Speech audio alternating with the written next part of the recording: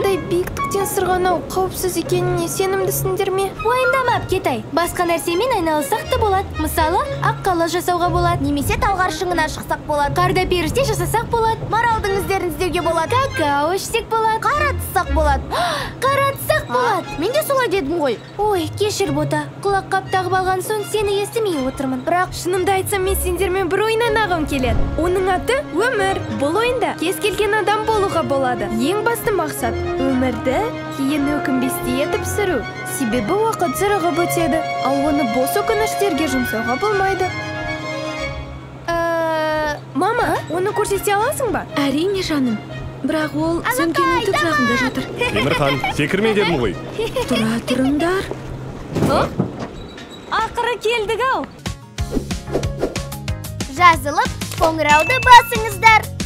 Көріскенше!